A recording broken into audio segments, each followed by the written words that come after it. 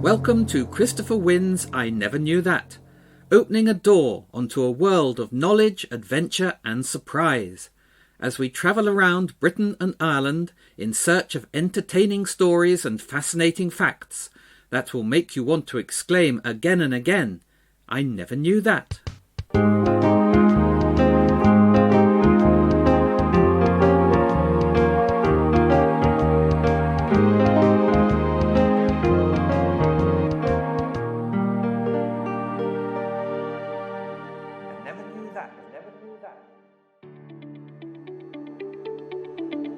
I'm Christopher Winn, author of the I Never Knew That book series about the countries and peoples of Britain and Ireland, and I will be your guide as we travel around the regions of England, Scotland, Wales and Ireland, meeting friends along the way and learning about the people and places that make these beautiful islands the most magical place on earth. We begin our journey in England, described by William Shakespeare as this blessed plot. What is it about the English countryside? Why is its beauty so much more than visual? Why does it touch one so? Asks Dodie Smith in I Capture the Castle. In The Remains of the Day, Nobel Prize-winning author Sir Kazuo Ishiguro describes the English landscape as the most deeply satisfying in the world. There'll always be an England where there's a country lane, sang Dame Vera Lynn, the Force's sweetheart. Wherever there's a cottage small beside a field of grain. Dr. Johnson, who gave us the English dictionary, dreamed of being freed from his duties to spend my life driving briskly through England in a post-chaise. Well, let's live Dr. Johnson's dream for him.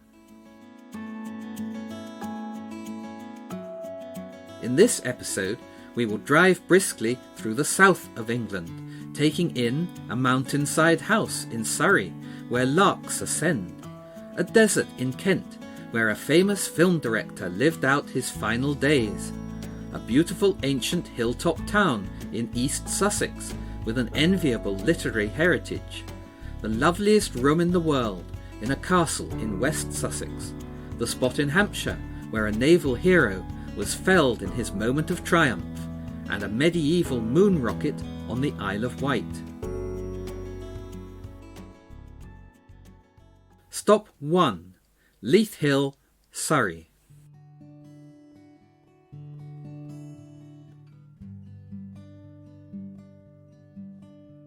When you stand at the top of the tower on Leith Hill in Surrey, you are standing at the highest point in south-east England, with a view over some 13 counties, and from here you can see south across the Weald to the South Downs and the sea.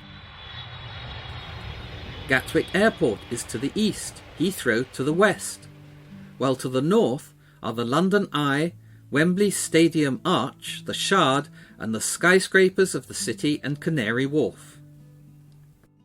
Leith Hill itself is 965 feet high, 294 metres if you must, while the tower is 64 feet tall, 19.5 metres, raising Leith Hill above 1,000 feet and making it the nearest mountain to London, in old money. The tower was built in 1765 by Richard Hull, with the express intention of making Leith Hill a mountain.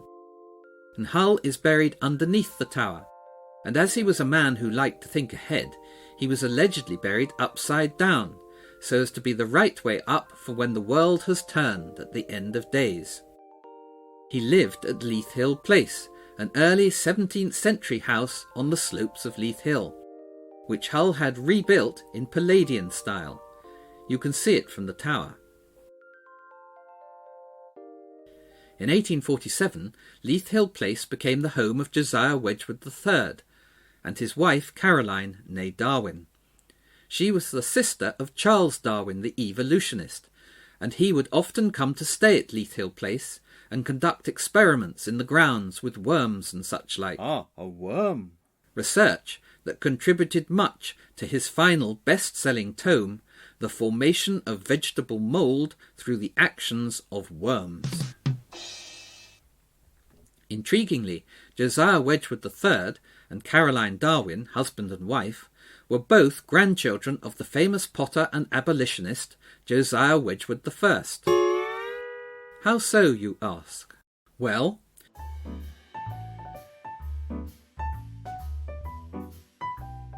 it seems that an awful lot of Wedgwoods married an awful lot of Darwins, and it all began in the 18th century with the first Josiah Wedgwood, the famous potter, and the physician, poet and philosopher Erasmus Darwin.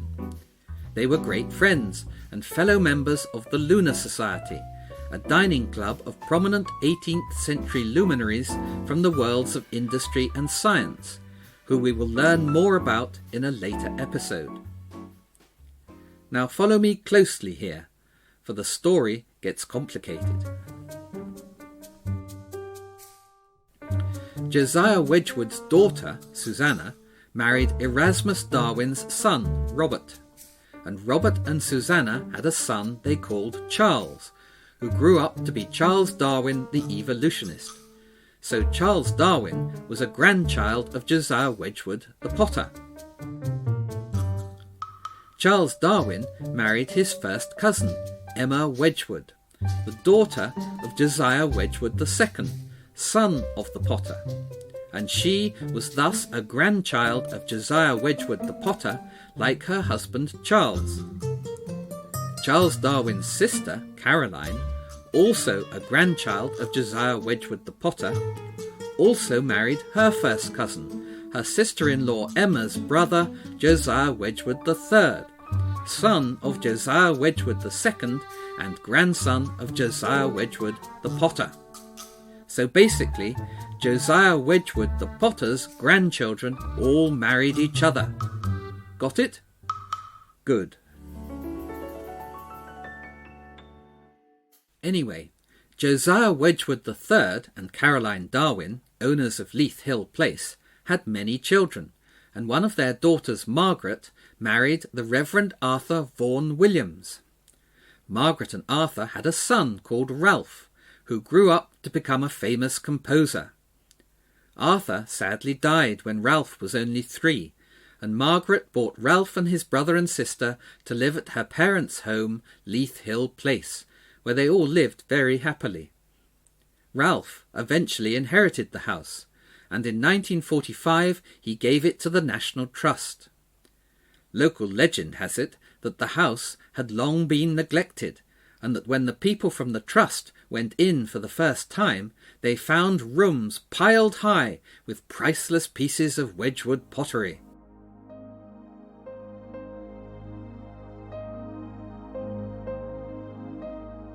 Today, the National Trust occasionally put on concerts of Ralph Vaughan Williams' work at Leith Hill Place, and to sit in the drawing room there, listening to a performance of his sublime composition, The Lark Ascending, frequently voted Britain's favourite piece of music, while gazing out at the Wealden view across the garden where Vaughan Williams may very possibly have heard a lark ascending for the first time, is one of life's unforgettable pleasures.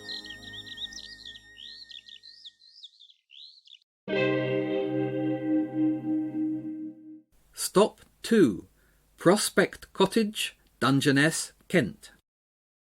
We now head east into Kent, England's oldest county, for something completely different. In the furthest south of Kent lies Romney Marsh, an empty, wild, windswept world of wetland, marsh and meadow, laced with dykes and ditches, and dotted with sturdy sheep and lonely churches, and haunted by tales of smuggling and dark deeds.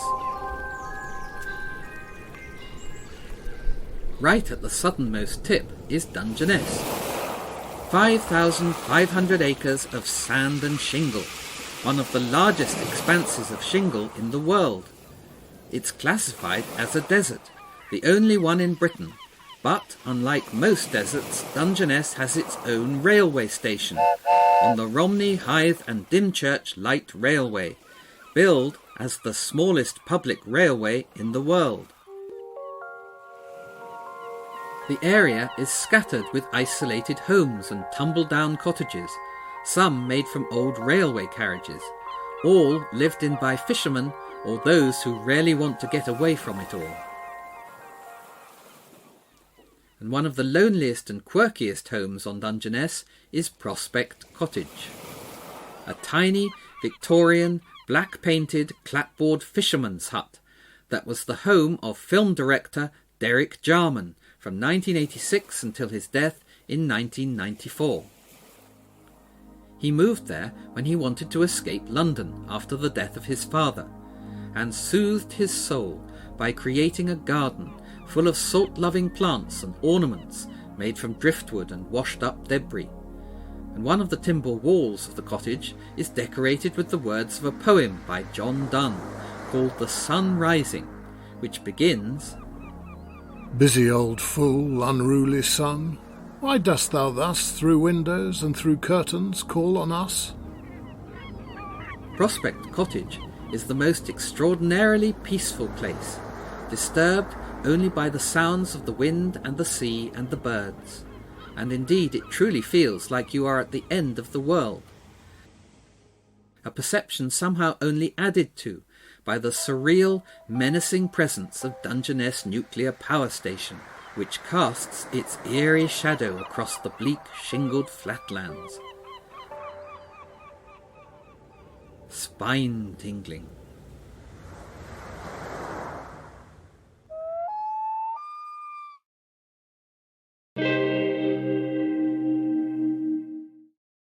Stop 3. Rye, East Sussex.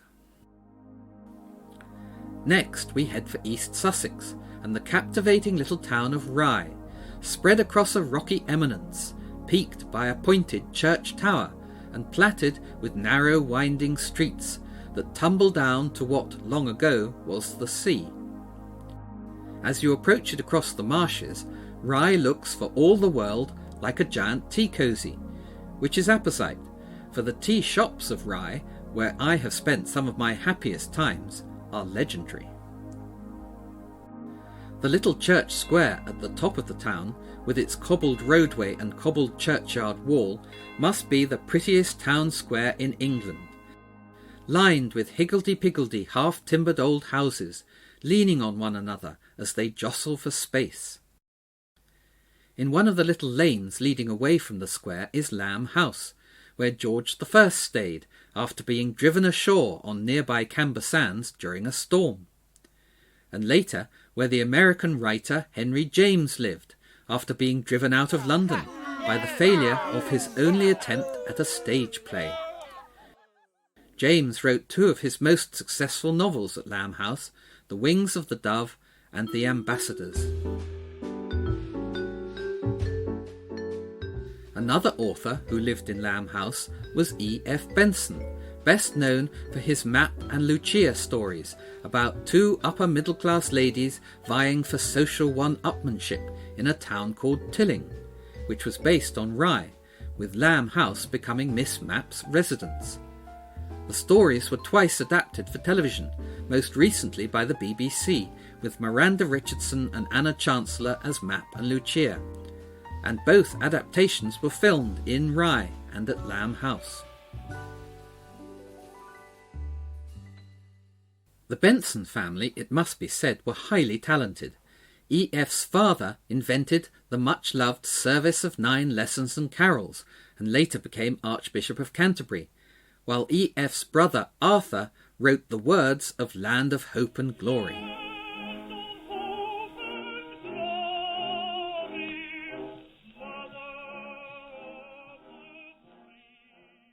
Around the corner from Lamb House is an ancient black and white smuggling inn, the Mermaid, dating from 1420, and the most gorgeous old building in a road simply bursting with gorgeous old buildings. The road past it slopes down to the harbour, opening up a fine view to the far hills. But wait! What is that on the horizon? Only a row of hideous modern houses, bang in the eye line, despoiling in as egregious an example of bad planning as you could ever wish for, what should be the most picture-perfect view of medieval England.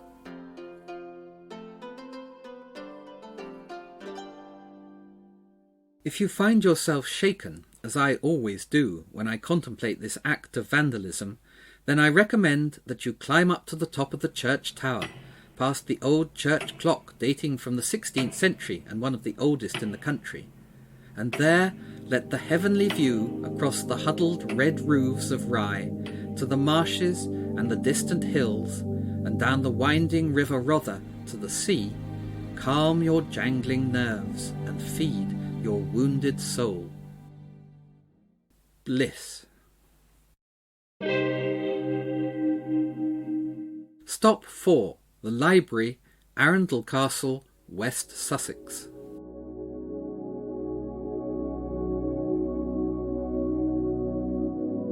In West Sussex you can find the loveliest room in the world.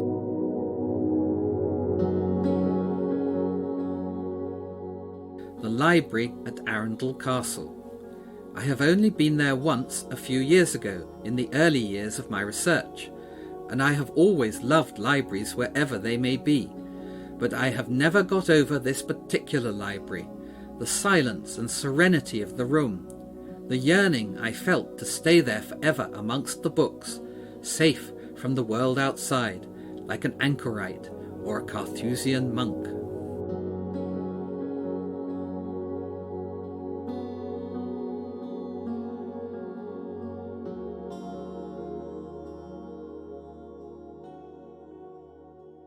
Home of the Dukes of Norfolk, Arundel Castle is huge, dominating the little town at its gates, and vying with Alnwick Castle in Northumberland as the second biggest inhabited castle in Britain, after Windsor Castle.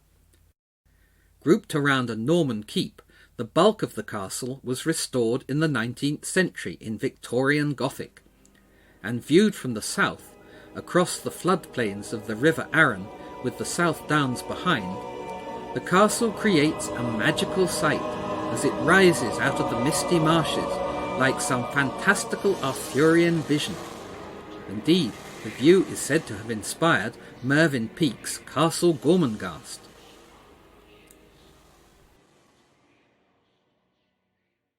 The majority of the restoration was done at the time of Henry, the 15th Duke of Norfolk, who inherited Arundel in 1860 at the age of 15. Immensely rich, he grew up into an affable eccentric and would shuffle around town in shabby clothes with a long, unkempt beard. Once, while waiting on the platform at Arundel Station for a friend to arrive, he was summoned by an imperious lady to carry her case. "Here, my man, is a penny for you," she said, pressing the coin into his hand. "No doubt it's the first honest penny you have ever earned." Indeed it is, ma'am, the Duke murmured in reply.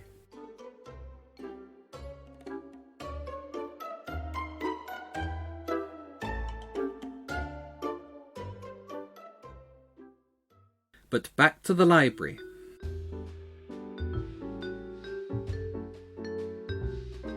A sumptuous riot of carved mahogany, 120 feet long, divided by Gothic arches hung with plush red velvet curtains. Books line the walls, protected by gold latticework. A balcony runs around the room. The carpet is red and gold, the red upholstered chairs and sofas deep and comfortable, all installed for a visit of Queen Victoria and Prince Albert in 1846.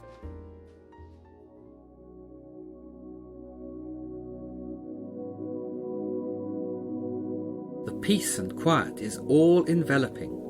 There is a sense that all the knowledge and learning you could ever hunger for is here in this room, and the temptation to snuggle up in an alcove and gaze out in contemplation across the marshes, safe behind those great impregnable castle walls, and to never leave, is powerful. I love this library. Oh, to be the Duke of Norfolk.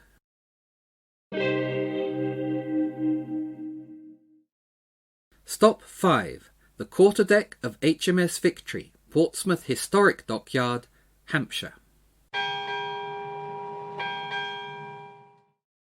Perhaps the most famous warship in history, HMS Victory, Admiral Nelson's flagship at the Battle of Trafalgar, has been berthed in the historic dockyard at Portsmouth since 1922. She occupies part of the oldest dry dock in the world, first built by Henry VII in 1495, and today still serves as the flagship of the First Sea Lord, making her the oldest commissioned warship in the world.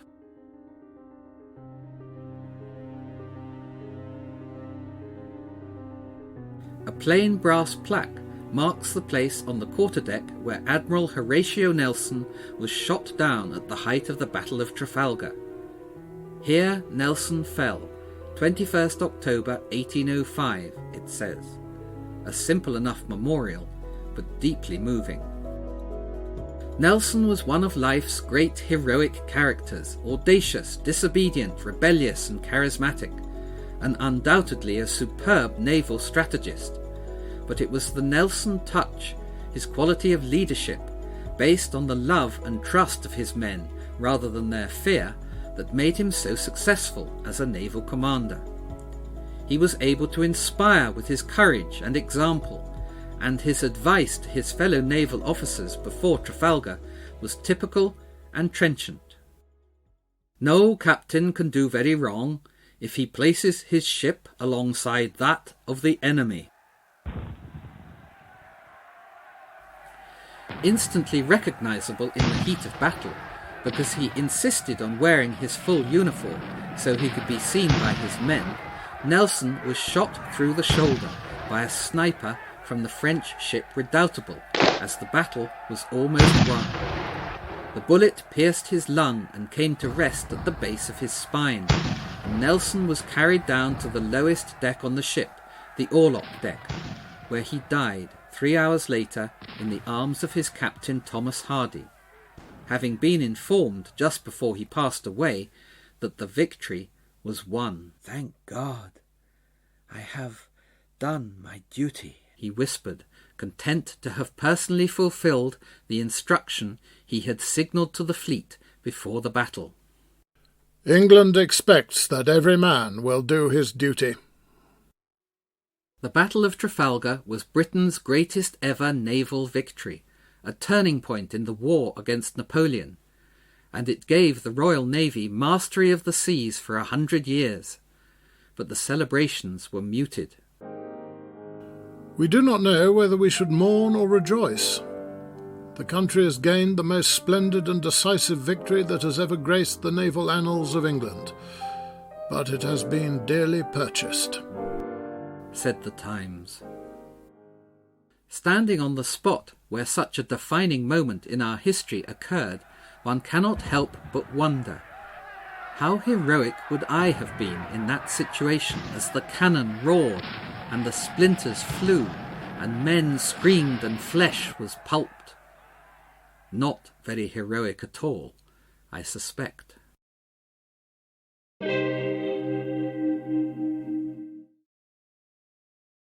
Stop 6. The Pepper Pot, St Catherine's Down, Isle of Wight.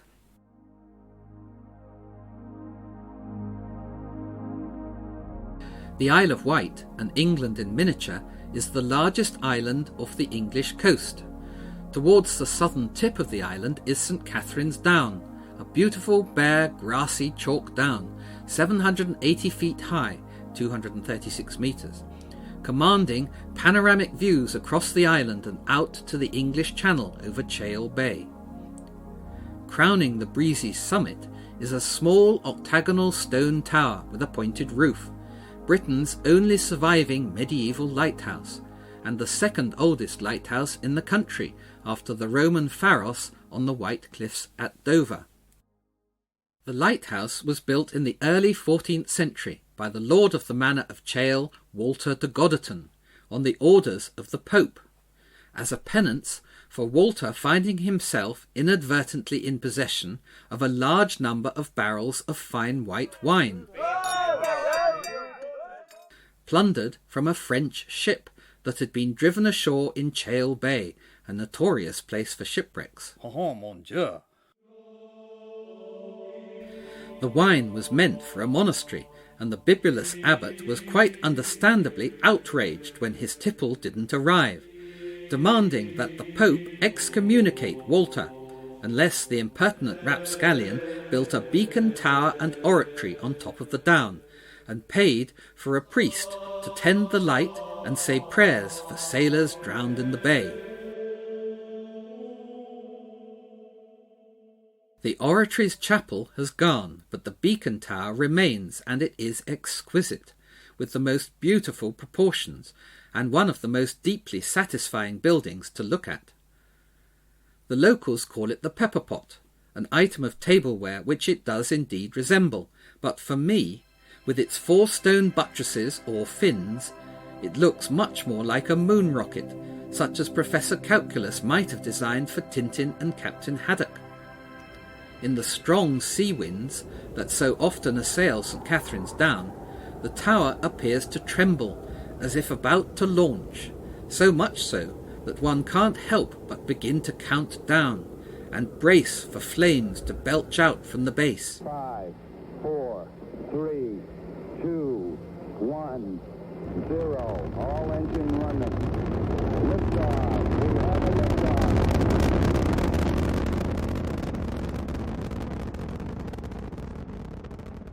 I hope that when the lighthouse does finally lift off, that I will be there to see it.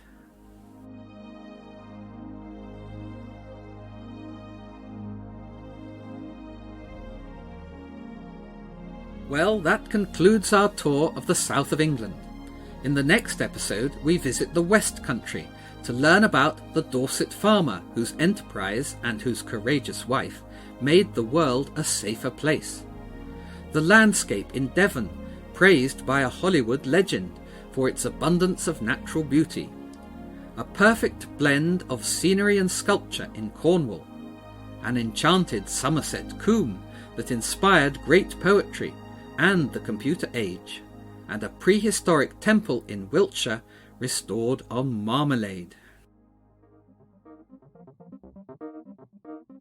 This has been an I Never Knew That production, brought to you by Christopher Winn and guest stars Rupert Van Sittert and Emma Van Sittert. Find out more at Christopher Wynn's INeverKnewThat.com and check out the I Never Knew That books, available online and at all good bookshops. Thanks for listening. If you have enjoyed this podcast, please rate and review, and join me again next time to discover more tales that will make you want to exclaim again and again, I never knew that.